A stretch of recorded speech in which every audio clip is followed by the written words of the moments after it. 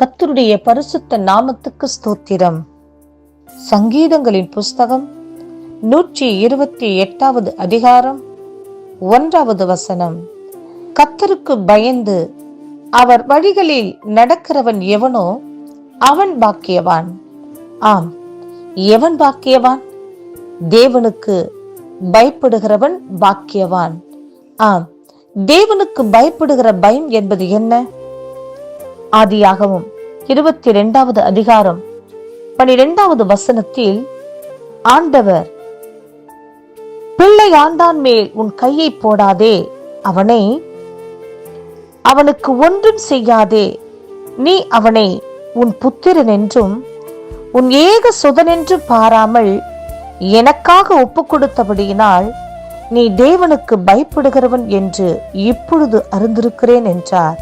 ஆம் பிரியமானவர்களே, ஆண்டவர் ஆபிரகாமிடம் நீ எனக்காக ஒப்பு கொடுத்தபடியினால் நீ தேவனுக்கு பயப்படுகிறவன் என்று இப்போது அறிந்திருக்கிறேன் என்று கூறுகின்றார்.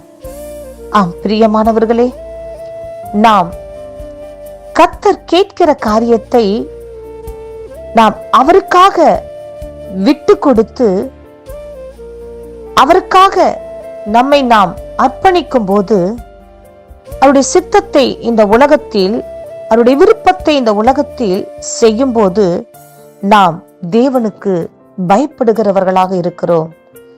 பிரியமானவர்களே, தேவனுக்கு பயப்படுகிறேன் என்று வாயினால் சொல்வது மாத்திரமல்ல, அதை கிரியைகளினால் காண்பிக்க வேண்டும் என்று கர்த்தர் விரும்புகின்றார்.